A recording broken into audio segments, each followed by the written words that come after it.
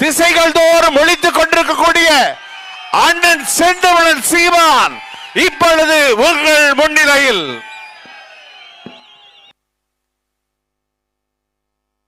நாங்கள் ஆளும்போதுதான் என் காடு, என் நிலம், என் மொழி, என் நிலம், என் வளம், இந்த என் மலை, என் கடல், என் மணல், என் ஆறு, என் காற்று, என் ஆறு, என் அருவி, என் ஆறு, என் கடல், என் பிள்ளைகளின் எதிர்கால கல்வி, என் மக்களின் மருத்துவம், என் பிள்ளைகளின் வேலை வாய்ப்பு, என் மக்களின் பொருளாதாரம், இதெல்லாம் யாருக்கு வரும் இந்த கனவு? என் மண்ணின் மக்கள், என் இனத்தின் பிள்ளைக்குத்தான் வரும். இந்த நிலத்தில் என் இனத்தின் பிள்ளைக்குத்தான் வரும். ஈழத்தாயகத்திலே போர் நடக்கும் போது போர் எதற்காக வந்தது? போராட்டம் எதற்காக வந்தது? என் இனத்திற்கென்று தனித்த விடுதலை பெற்ற தாயகம், சுதந்திர தாயகம். அங்கே நடக்கிற போது நல்ல தமிழ் தகப்பனுக்கும் தமிழ் தாய்க்கும் பிறந்த மான தமிழச்சி மாறிலே பால் குடித்த ஒரு மகனிடத்திலே இந்த மண்ணின் அதிகாரம் இருந்திருந்தால் போரை நடத்தி என் இனத்தை வீழ்த்தியிருக்க முடியுமா என்பதை அறிவு சமூகம் சிந்திச்சுப்பார். வேடிக்கை பார்த்து நின்றுட்டானதா திராவிட அதிகாரம் இந்திய அதிகாரம் கொண்டது, திராவிட அதிகாரம் துணை நின்றது. இன்னைக்கு பிரபாகரன் மகனுக்கு இருக்கிற இந்த படை அன்னைக்கு இருந்திருந்தால் போரை நடத்த வேண்டும் என்கிற எண்ணம் உறைஞ்சிருக்கும். இந்தியா ஸ்தம்பிக்க வச்சிருப்பேன். டங்ஸ்டன் தொழிற்சாலையை நிறுத்தின நான், கடலுக்குள்ள பேனா வைக்கிறதை நிறுத்தின நான், பரந்தூர் விமான நிலையத்தை நிறுத்தி வச்சிருக்கிறேன் நான், 8 வழிச்சாலையை நிறுத்தி வச்சிருக்கிறேன் நான், காட்டுப்பள்ளி துறைமுகத்தை கட்ட விடாமல் தடுத்து வச்சிருக்கேன் நான். போரை தடுத்து நிறுத்திக்க முடியாதா? அன்னைக்கு இந்த படை இருந்திருந்தால் எனக்கு பயந்துக்கிட்டு தான்டா இன்னைக்கு இந்த நாட்டில் 4 நல்லதையாவது செய்யறான்னா எனக்கு பயந்துக்கிட்டு தான். வந்துருவானோ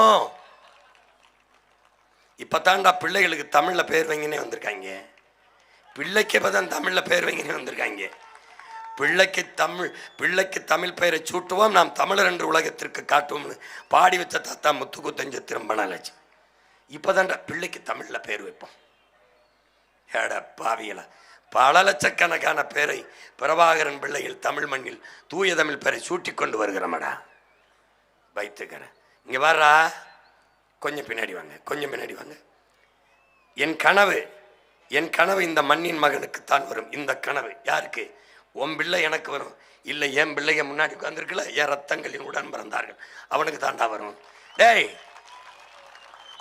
போடா, போங்க. இங்க வர்றா. இது யாருன்னு வர்றா? உன் பூமி தாயின் மாறடா மலை. உன் தாயின் மாறிலே பால் உனக்கும் எனக்கும். பூமி தாயின் மார் மலை, அதிலிருந்து வருகிற அறிவிப்பாளார் உலக உயிர்களின் தாய்ப்பால். நமக்கு பூமி தாயின் முளையடா இந்த மலை. இந்த நாய்களுக்கு கல்குவாரிடா. எதவனாவது தாய் பால் ஊட்டிய தாயின் மார் அறுத்து ரத்தம் குடிப்பியாடா? அந்த மாரை அறுத்து நல்லா சமைச்சா கறி சுவையா இருக்குன்னு கற்பனை செய்வியாடா? என்னவியாடா? இவன் நினைக்கிறான்டா அந்த திராவிட பயலுக, இந்த தாயின் மாற அறுத்து கல்குவாரி மணல் எம்சாண்டுன்னு விற்கிறானே, பார்த்து கொண்டு நிற்கிறியடா. மழை இல்லாத நிலம் பாலைவனமாகி விடும்னு தெரியாதா? பாடுறா எப்படி வெற்றிருக்கான் பாரு. நமக்கு அவனுக்கு குவாரி, நமக்கு பூமி தாயின் மார்பு, அவ தாய். போங்க. அடுத்து பாரு, இது அவனுக்கு மரம், காசு பணம் துட்டு வெட்டு. நமக்கு மரம் அல்ல, உயிர். உலகில் எல்லா உயிரினங்களும் ஆக்சிஜனை சுவாசி விட்டு கார்பன் டை ஆக்சைடை வெளியிடும், கரியமில வாயுவை. நற்காற்றை சுவாசி விட்டு நச்சுக்காற்றை வெளியிடும். உலகிலே மரங்களும் செடிகளும் கொடிகளும் தான் நச்சுக்காற்றை சுவாசி விட்டு நற்காற்றை வெளியிடும், ஆக்சிஜனை வெளியிடும், கார்பன் டை ஆக்சைடை சுவாசி விட்டு. உன் மூச்சுக்காற்றை உற்பத்தி செய்கிற முதல் உயிர் மரமடா. மரம் என்பது மரம் அல்ல, உன் உயிர். நீ சுவாசிக்கிற காற்றை கொடுப்பது மரங்களும் செடி கொடிகளும், கடலுக்குள்ளே இருக்கிற ஆல்கா என்ற அறிவியல் பெயரை கொண்ட நீலப்பச்சை பாசியும் தான் உனக்கு மூச்சு காற்றை கொடுக்கல. செத்து போயிருவேன். எந்த உயிரினமும் வாழாது மரம் இல்லை என்ற. நீ இல்லாத மரம் வாழும், மரம் இல்லாத நீ வாழ முடியாது. மரமல்லடா நம் உயிர். மரம் இல்லைனால் மழை இல்லை, மழைப்பொழிவை பூமிக்கு கொண்டு வர முடியாது, மரங்களால் தான் கொண்டு வர முடியும். அதனால்தான் மரம் மண்ணின் வரம், வளர்ப்பதே மனிதாரம் என்று பல கோடி பணித்திட்டம், 10 ஆண்டு பசுமை திட்டம் என்று உங்கள் பிள்ளைகள் வைத்து வீதி வீதியாக மரக்கண்டு நட்டு வரும். மரத்தை கட்டிப்பிடித்தான் உன் மகன் என்று சிரிக்கிறானே, மரத்துக்கா ஓட்டு இருக்கணும்? மனத்துக்கு ஓட்டுலடா பைத்தியக்காரா, என் உசுறு மறந்துக்கிட்டு இருக்குடா, எனக்கு உயிர் கொடுத்த தாயிடா, அதனால தான்டா அவளை கும்பிட்றேன். என் தாய்க்கு தந்தைக்கு உனக்கு எனக்கு எல்லாருக்கும் உயிர். அவள் கொடுக்குற காற்றை தாண்டா நம்ம சுவாச்சி உட்காந்துருக்கோம். பைத்தியமே பைத்தியமே, நான் சுவாச்சி விடுற காட்டேன், நீ சுவாச்சி விடுற காட்ட, அவன் சுவாச்சி விட்டுறாட்டேன். இதில் எங்கே பறையும் காற்று, இங்கே படையாச்சி காற்று, எங்கே தேவர் காற்று, வண்ணார் காற்று, குயவர் காற்று, கவுண்டர் காற்று, செட்டியார் காற்று, பிள்ளை காற்று? பைத்தியம் பைத்தியமே, ஒரே காத்து தந்தவன் இந்த மரமடா மரம். பணம் பணம் என்ற அலையிறியே, அது தாள், அந்த தாளையும் தந்தவன் அவன்தான். நமக்கு மூச்சு காற்று, நமக்கு உயிர், அவனுக்கு மரம், காசு, பணம், துட்டு, வெட்டு. இவர் நம்ம ஐயா புகழ்பெற்ற எழுத்தாளர் கவிஞர் வண்ணதாசன். மரம் அல்ல பலகை என்று நினைக்கிறவன் தச்சன் ஆகிறான். பலகையை பார்க்கிற போது பலகை அல்ல மரம் என்று நினைக்கிறவன் கவிஞனாகிறான். இது ஒரு மரம் என்று பார்க்கறதுனால ஓ மகன் இப்போ மனிதன் ஆகிறேன், புரிதுன்னு நினைக்கிறேன். போங்க. அவர்களுக்கு நீர் ஒரு விற்பனை பொருள், சந்தை பொருள், வியாபார பண்டம். நமக்கு உலக உயிர்களின் தாய்ப்பால், உயிர்ப்பால். மனிதர்கள் நாம் கடையில் வாங்கி குடிப்போம். இந்த மற்ற உயிரினங்கள் என்ன செய்யும் என்று சிந்திப்போம் நாம். ஏன்? நாம் உயிர்மை நேயர்கள், தமிழர்கள்.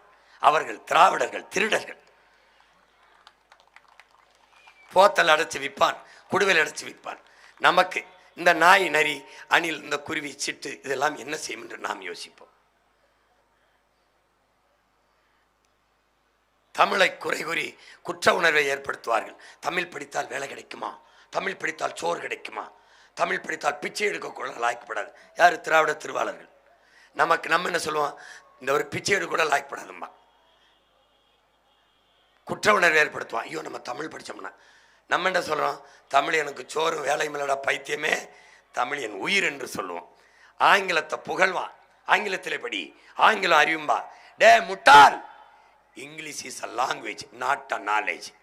ஆங்கிலம் ஒரு மொழி, அறிவல்ல. வெள்ளை என்பது நீளம், அழகல்ல.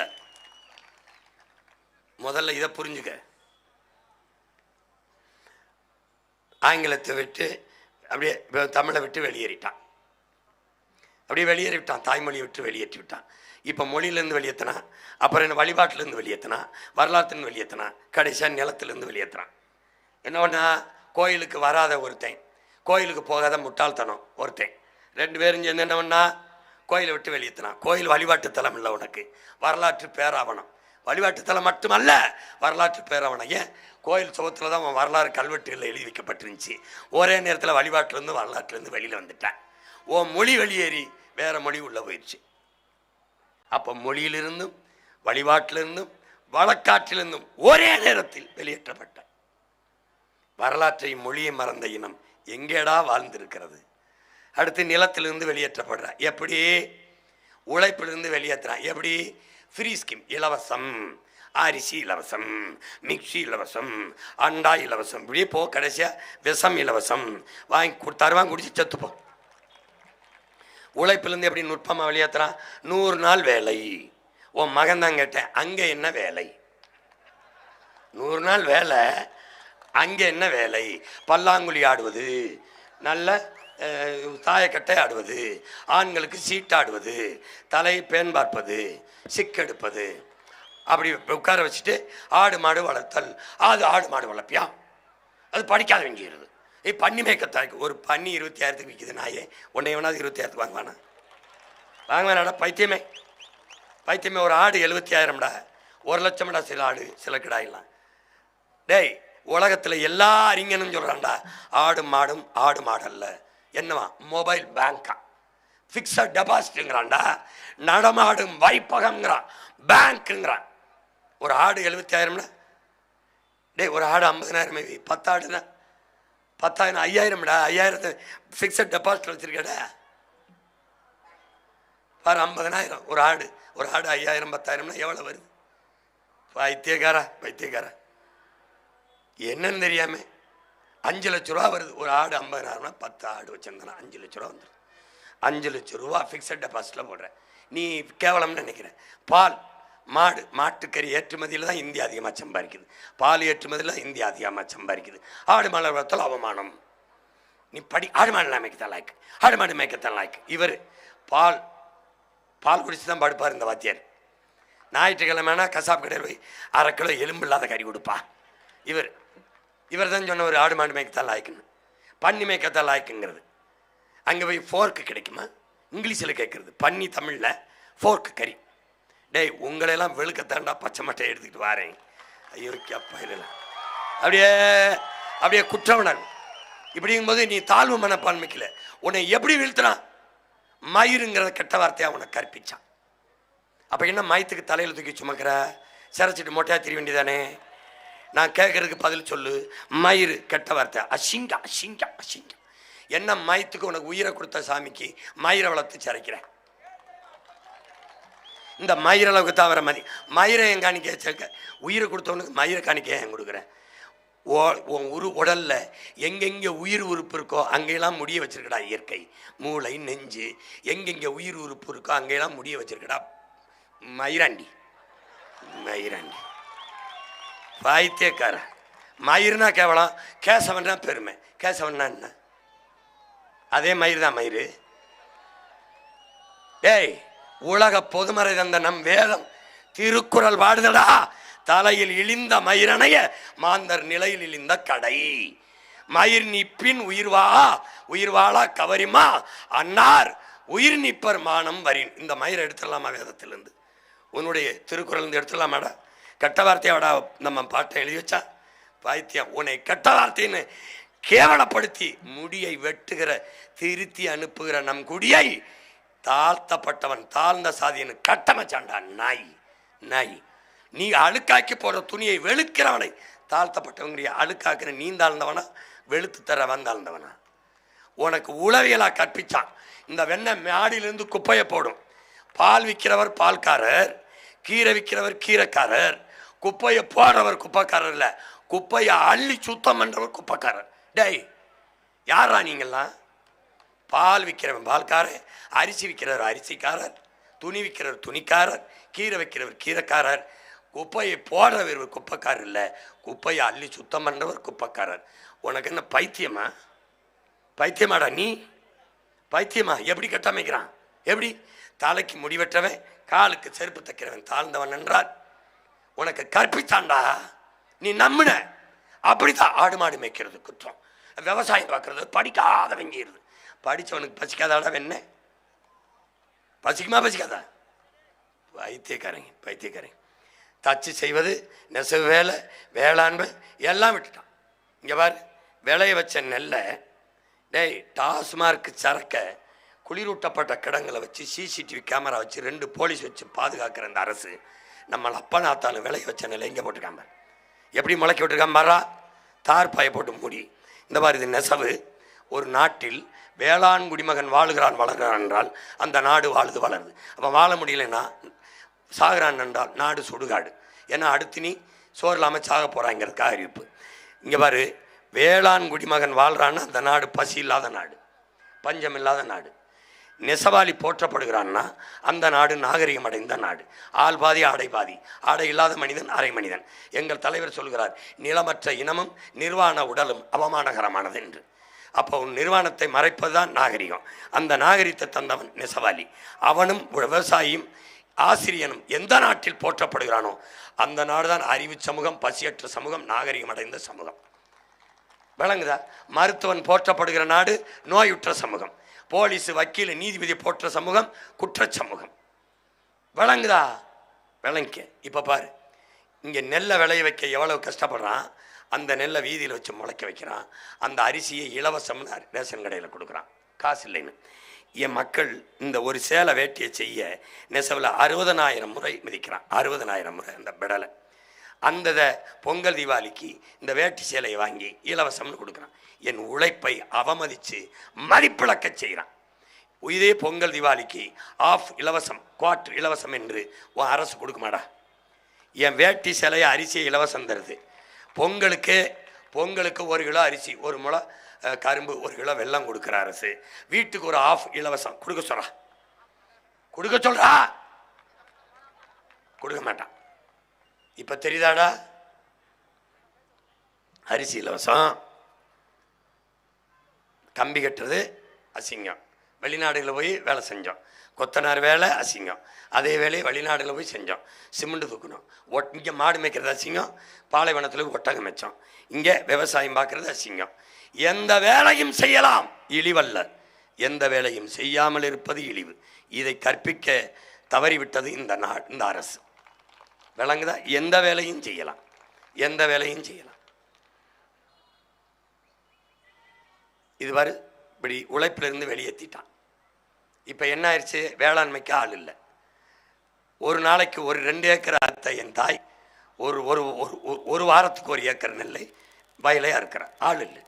விவசாயத்தை விட்டு நம்ம வெளியேறினதுனால விவசாயம் செத்து போச்சு. இப்போ என்ன செய்யறது? உழைப்பில் ஈடுபடுத்தி மனித அறிவாற்றல் உடலாற்றலை உழைப்பில் ஈடுபடுத்தி உற்பத்தியை பெருக்கிற நாடு தான் வாழும் வளரும். அப்போ அந்த நாடு தான் வளரும். இப்போ ஓமையை என்ன செய்வேன்? 100 நாள் வேலை அப்படியே வா, பஞ்சாயத்து படுப்புறது இங்கே தலைவர் இருப்பார், பதிவு பண்ணி வச்சுட்டு போ. அவர் வருவார். அப்போ கரும்பு வெட்ட ஒரு 50 ஆள் தேவைப்படுது, வாங்க சித்தப்பா, எவ்வளோ பேர்? 50 பேர். ஆண் பெண் அனுப்பிவிடுப்பா, வண்டி நீங்கள் வச்சு கூட்டி போறீங்களா? அப்படி இல்லை, நீயே வச்சிருப்பா, நான் கட்டிடுறேன். அப்போ 50 ஆளுக்கு பணத்தை கட்டிடுவாப்புல. நிலத்தில் போய் உழைச்சிட்டு வெளியில் வருவாங்க. மதிய சாப்பாடு நானே போட்டுறேன்ப்பா. வந்து இங்கே வருவாங்க. அரசு ஒரு 300 கொடுக்கும், அவர் ஒரு 500 கொடுப்பார். 800 ரூபாயோட வீட்டுக்கு போவாங்க. உழைப்பு அங்கே வந்துருச்சு, உற்பத்தி பெருகிருச்சு, நாட்டில் விளைச்சல் வந்துருச்சு, காசு வந்துருச்சு, வறுமை போயிடுச்சு. இதான்டா நாடு.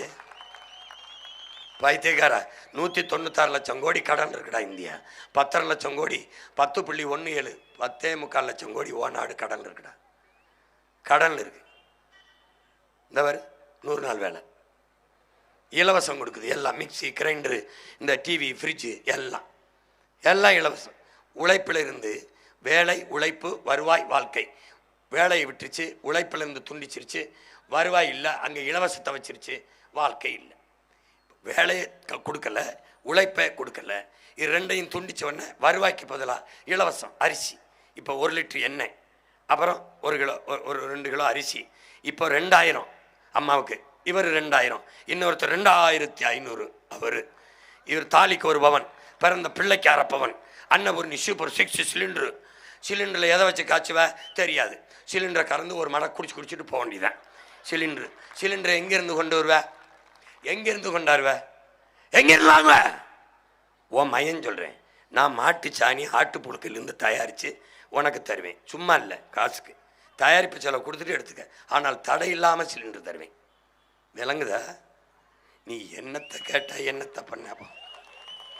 போ போ. இன்னும் நிறையா இருக்கா? உழைக்காமல் உண்பதும் ஒருவித திருட்டு தான் என்கிறார் அண்ணல் காந்தியடிகள். உழைப்பின் தேவை அப்படியே இருக்கிறது. நாம் உழைப்பை விட்டு வெளியேறுகிறோம். கருதறுக்க, சாலை போட, நெசவுக்கு, இந்த மாதிரி வேலைகளை செய்ய நாம் அப்படியே வெளியேறுகிறோம். வெளியேறும்போது அந்த உழைப்பின் தேவை அப்படியே இருக்க, அந்த உழைப்பை நிறைவு செய்ய வட இந்தியர்கள் பல்லாயிரக்கணக்கில், லட்சக்கணக்கால, கோடிக்கணக்காக வந்து இறங்குகிறார்கள். இவர்களெல்லாம் உண்மையான காட்சி தான். வட இந்தியாவிலிருந்து ஒரு நாளைக்கு 5000, 2000, 3000, 10,000 என்று வந்து இறங்குகிறார்கள். நம்ம ஊர் ரயில்வே ஸ்டேஷன் தான். இறங்கி வந்து இங்கே வேலைக்கு வருகிறார்கள். அவர்கள் இங்கே வீடு வாடகைக்கு எடுக்கிறார்கள், இங்கே குடியேறுகிறார்கள். குடும்ப அட்டை கொடுக்க சொல்லிருச்சு. ஒரே நாடு, ஒரே ரேஷன் கார்டு. வாக்குரிமை எஸ்ஐஆர்னு கொடுத்து ஓட்டு கொடுத்து விட்டது. இன்னைக்கு அவன் குறைந்த கூலி வேலை செய்வான், தவிர்க்க முடியாத கூலி வேலை செய்வான். 500 ரூபாய்க்கு வந்தவன் 5000 என்று கேட்டால் உன்னால் தவிர்க்க முடியாது, கொடுக்க வேண்டும். இன்னைக்கு கூலி 10 ஆண்டுகளில் முதலாளி, நீ கூலி. இதுதான் வரலாறு. உலகெங்கு நடந்திருக்கு. சாலை போடுவது அவன் தான், நெல்லறுப்பவன் அவன் தான், எல்லா வேலையும். நீ இங்கே உட்காந்துருக்கான், அவன் இங்கே வேலை செஞ்சுருக்கான். காலையில் டாஸ்மார்க் கடையில் எங்கால் நிற்கிறான், அவன் தொப்பியை போட்டு கட்டட வேலைக்கு போயிட்டுருக்கான். எத்தனை ஆயிரம் பேர் நிற்கிறான். இது ஒரு படையெடுப்பு. போர் எடுத்துக்கிட்டு குதிரைப்படை, யானைப்படை, பீரங்கி கொண்டு வந்தால் நாட்டை பிடிக்கணும்னு இல்லை. இப்படி வந்தும் பிடிக்க முடியும். அப்படி வந்து தான் இலங்கையை பிடித்தார்கள். இப்படி வந்து இப்போ பிடிப்பார்கள். இந்தியா முழுமைக்கும், இந்த துணைக்கண்ட முழுமைக்கும் பரவி வந்த நீ காலடியில் குறுக காரணம் இப்படித்தான். இப்போது பார், இது இந்தி பேசுகிற இன்னொரு மாநிலமாக மாறும். இவன் இந்தி ஓட்டுரிமை எடுத்துட்டான், குடும்பத்தை எடுத்துட்டான், இங்கே தங்குவான்.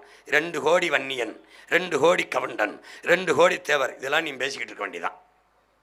எல்லா தேவரும் ஒன்றா நின்றுவியா? எல்லா கவுண்டனும் ஒன்றா நின்றுவியா? நிற்கிறியா?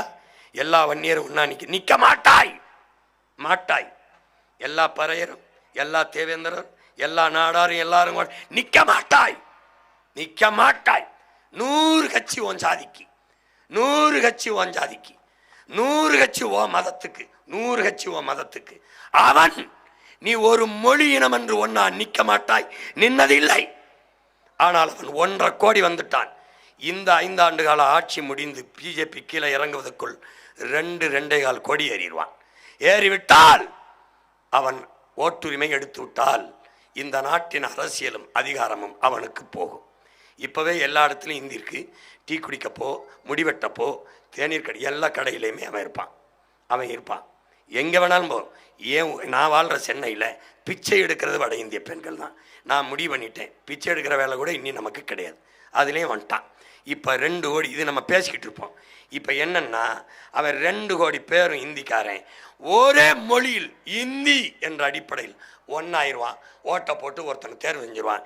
நீ நாட்டில் நக்கிக்கிட்டு நிற்ப, அவன் நாட்டை ஆண்டுக்கிட்டு இருப்பேன். நீ இங்கே பாரு, நீ சாதியாக ஒன்றா இருக்க மாட்ட, மதமாகவும் ஒன்றா இருக்க மாட்ட, மொழி இனமாகவும் ஒன்றா இருக்க மாட்ட. இங்கே இதான் பிரச்சனை. நீ சாதிக்கு அடிச்சு கிடப்ப, மதத்துக்கு அடிச்சு கிடப்ப. எங்கே நின்றுக? என்ன நின்றுக? உனக்கு கற்பிக்கலையா?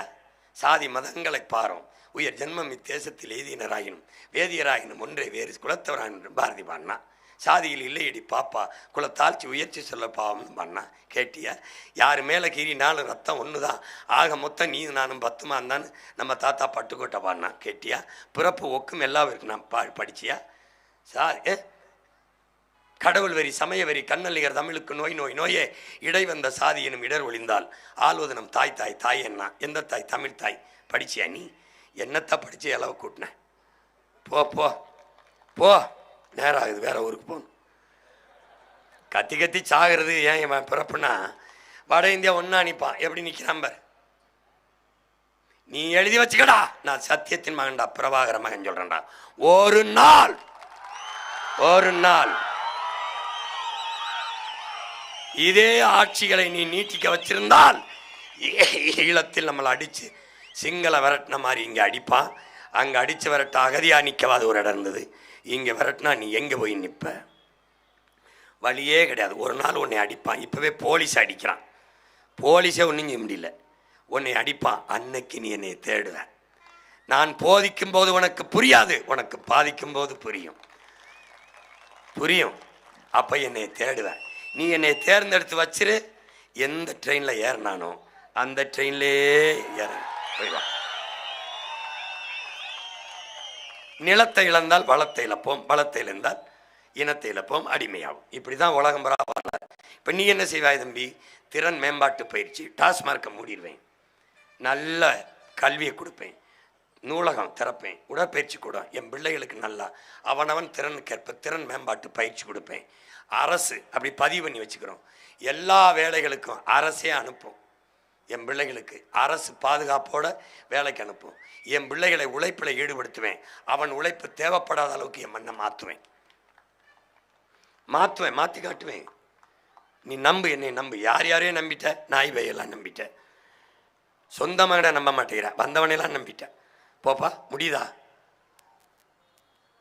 அதான் நான் சொன்னேன், ஈழத்தில் நடந்தது நாளைக்கு இங்கே நடக்கும். அவங்க வந்ததால் அதிகமாக போதை கலாச்சாரம் பெருக காரணம் போதை ஊசி, போதை மாத்திரைகள், கஞ்சா, குட்கா, அபின், இந்த கொக்கைன். இந்த பாரு இவங்கெல்லாம் என்ன பண்ணுறாங்க பாரு. வேலைக்கு போயிட்டு வந்த பிள்ளைய, நம்ம பிள்ளைய இந்த பசுமாட்டு வாழை வெட்டி விட்டு புணர்ந்து விட்டுட்டான் போதையில். இது உண்மையில் நடந்தது. திருப்பூரில் வட இந்தியாவில் நடக்கும் சீரழிவுது. இங்கே பாரு, ஏடிஎம்மில் திருடிட்டு போயிட்டான். ஹரியானாக்காரன் கண்டுபிடிக்க முடியல, ஏன்னா பதிவு இல்லை. அதனால் நம்ம என்ன சொல்கிறோம், குறைஞ்சபட்சம் இன்னர் லைன் பெர்மிட்டாவது கொடு, உள்நுழைவு அனுமதியை கொடு, அவனுக்கு பதிவு பண்ணி வச்சுக்கன்னு செய்யலை இந்த அரசு. மாநிலங்களுக்கு செல்லும்போது நாங்கள்லாம் வடகிழக்கு மாநிலம் போகும்போது பதிவு பண்ணிட்டு தான் போனோம். இங்கே அதை போல் உள்நுழைவு கொடுங்கிறேன், கொடுக்கல. உன் மகனை அதுக்காவது தேர்வு செய்ய விடு, இல்லைன்னா நாட்டை வண்டை கொடு, என்னை தூக்கி சுடுகாட்டில் போடு. போ வேமா போ. வேமா போ. இமய வரை இருந்த நீ குறுகி காலடியில் வந்துட்ட. இந்த நிலத்தை இழக்கிறதுக்கு முன்னாடி எச்சரிச்சுக்கு அதுக்கு ஒரே வழிதான் இருக்கு. என்ன வழி? தமிழால் இணைந்து நாம் தமிழராய் நிமிர்வது தான். இலக்கு ஒன்றுதான் இனத்தின் விடுதலை. இனம் ஒன்றாவும் இலக்கை வென்றாவும். தமிழ்தாய் வாழ்க, தலைவர் பிரபாகரன் வாழ்க. இங்கே போட்டியிடுகிற என் அன்பு பிள்ளைகள், இங்கே ஆத்தூரிலே, திண்டுக்கல் மாவட்டத்தில் ஆத்தூரிலே போட்டியிடுகிற என் அன்பு தம்பி முனைவர் சைமன் ஜஸ்டின் அவர்களுக்கு விவசாய சின்னத்திலே வாக்கு செலுத்துங்கள். பெருமதிப்பிற்குரிய ஐயா மருத்துவர் துரை கைலராஜன் அவர்களுக்கு நிலக்கோட்டையில் போட்டியிடுகிறார்கள். நம் இனத்தின் பெருமைமிக்க மதிப்புமிக்க மருத்துவர், தன்னலமற்ற சேவகர். அவரை போல தகுதி வாய்ந்த வேட்பாளர்கள் நிலக்கோட்டைக்கு கிடைக்க வாய்ப்பில்லை. அவருக்கு உங்கள் மதிப்புமிக்க வாக்கை கொடுத்து வெற்றி பெற செய்யுங்கள். என் அன்பு மகன் உசேன், அவன் வயதில் இவ்வளவு அறிவார்ந்த ஆற்றல் மிகுந்த இளைஞர்களை பார்ப்பது கடினம். அவன் வேடச்சந்தூர் தொகுதியிலே போட்டியிடுகிறான். என் அன்பு மகன் உசேனுக்கு நீங்கள் விவசாய சின்னத்திலே வாக்கை செலுத்தி வெற்றி பெற செய்யுங்கள். ஒட்டஞ்சத்திரத்திலே என் அன்பு தம்பி முதுகலை இதழியல் படித்த ரகுபதி அவர்களுக்கு வாக்கை செலுத்தி நீங்கள் வெற்றி பெற செய்ய வேண்டும் விவசாய சின்னத்தில். பிறகு திண்டுக்கல்லில் போட்டியிடுகிற பொறியாளர் முத்தரசி அவர்களுக்கு விவசாய சின்னத்தில் வாக்கை செலுத்தி வெற்றி பெற செய்யுங்கள். பழனி சட்டமன்ற தொகுதியிலே இளங்கலை சமூக பணி படித்த என் அன்பு தங்கை முருகேஸ்வரி அவர்களுக்கு வாக்கு செலுத்தி வெற்றி பெற செய்யுங்கள். நத்தம் தொகுதியிலே போட்டியிடுகிற இளங்கலை தமிழ் படித்த என் அன்பு தங்கை அழகம்மாள் அவர்களுக்கு நீங்கள் விவசாய சின்னத்தில் வாக்கு செலுத்தி வெற்றி பெற செய்யுங்கள். எங்களின் வெற்றி உங்களின் வெற்றி. விவசாய சின்னத்திற்கு வாக்களிப்போம். வருங்கால தலைமுறைக்கு வாழ்வளிப்போம். நன்றி, வணக்கம். நாம் தமிழர்.